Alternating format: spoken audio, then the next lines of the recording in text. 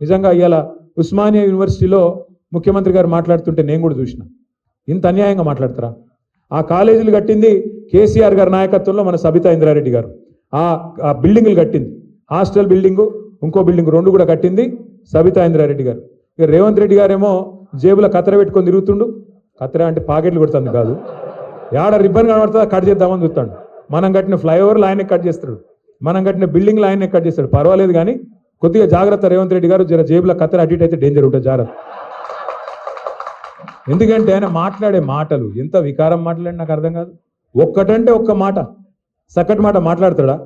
అరే తెల్లారు లేస్తే గలీజ్ మాటలు, నీ పేగులు కట్ చేస్తా, మెడలు వేసుకుంటా, గుడ్లు వికి గోటీలు ఆడతా. పేగులు మెడలు వేసుకుంటేది బోటి తింటాడా? ఏమన్నా బోటి కొట్టేటాడా? నాకు అర్థం కాదు. అరే పేగులు మెడలు వేసుకుంటాడు ఎవడన్నా ముఖ్యమంత్రి? నాకు అర్థం కాదు ఇంత గలీజ్ మాట.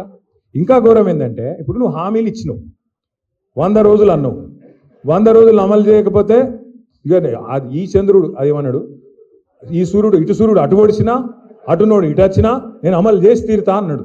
మరి అయితే పైసలు ఎడికెళ్ళి వెళ్తాయంటే మాకు తెలియలేదా కాంగ్రెస్ వాళ్ళకు? మేమందరం కూడా 6 ఫీట్లు ఉన్నాం ఒక్కొక్కడు.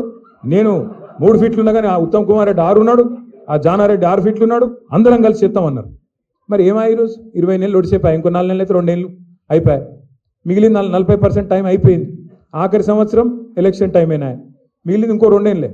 మరి ఏమైనా ఈ హామీలు అంటే ఇప్పుడు రేవంత్ రెడ్డి గారు కొత్త రాగం ఎత్తుకున్నాడు. ఏమంటాడు? లంకె బిందెలు ఉంటాయనుకొని వచ్చినా లేవు. ఎవడు చూస్తాడు లంకె బిందెల కోసం? ఎవరు ఎత్తుకుతారు లంకె బిందెల కోసం? లంకె బిందెలని మాట్లాడతాడు ఎవరైనా ముఖ్యమంత్రి? గింత అన్యాయం మాటలా? ఇంకా ఘోరం. ఇప్పుడు మనందరికి ఇక్కడ కూర్చున్న వాళ్ళందరికీ అప్పు ఉందా లేదా? అప్పు లేనోడు ఎవడు లేడు. కానీ అప్పు ఉంటే కూడా ఏం చేస్తాం మనం? మార్కెట్ మంచిగా లేదు. రేవంత్ రెడ్డి వచ్చినాక, కాంగ్రెస్ వచ్చినాక రియల్ ఎస్టేట్ సంకనాకిపోయింది.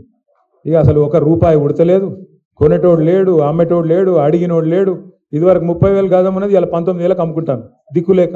అక్కడక్కడ ఇక బిడెపెన్లో ఏదైనా అర్జెంట్ అవసరం ఉంటే అమ్ముకునే పరిస్థితి వచ్చింది. మరి ఈ పరిస్థితులల్లో అప్పు ఉన్నా కూడా ఏం చేస్తాం మనం? లోపల బనీన్కు పొక్కలున్నా మీదికెళ్ళి మాత్రం కడక అంగి వేసుకొని బయట తిరుగుతామా లేదా? ఎందుకు? మళ్ళీ ఎవడన్నా అప్పు ఉడుతుందో పుట్టదో అని. కానీ ముఖ్యమంత్రి ఎట్లున్నాడు? ఏం చెప్తున్నా ఆయన?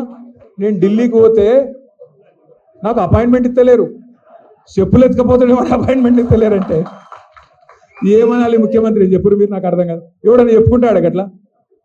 ఏం లేకపోయినా కడక్కంగా చేసుకొని చాలు మాకేమైంది రాబాయి, నువ్వు 1,00,000 కాదు 2 లక్షలు ఇస్తా, రేపటి వరకు డామ్ డూమ్ అని కొడతాం, నడుపుతాం.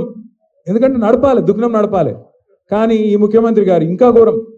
మరి ఏమైనా నువ్వు గిన్ని హామీలు ఇచ్చినావు, ఏం సంగతి అంటే ఈ మధ్యన కొత్త డైలాగ్ ఎత్తుకున్నాడు. ఏం చేస్తారా? నన్ను కోసుక తింటారా? ఎవడు కోసుక తింటే నువ్వు ఏమైనా సేపువా మామిడి పండువా? కోసుక తినతాను, కోసుక తింటారా అన్నట. ఇంత అన్యాయం ముఖ్యమంత్రి ఉంటాడు ఎవడన్నా? చాలా విచిత్రం అనిపిస్తుంది నాకు. ఈ ముఖ్యమంత్రి లెక్కలేడు. మేము కూడా చూసినాం, ఎన్టీ రామారావుని చూసినాం, రాజశేఖర రెడ్డి గారిని చూసినాం, చంద్రబాబు నాయుడు గారిని చూసినాం, కేసీఆర్ గారిని చూసినాం, ఇక ఈయన చూస్తున్నాం. ఇప్పుడు ఏం చేయాలి? ఇక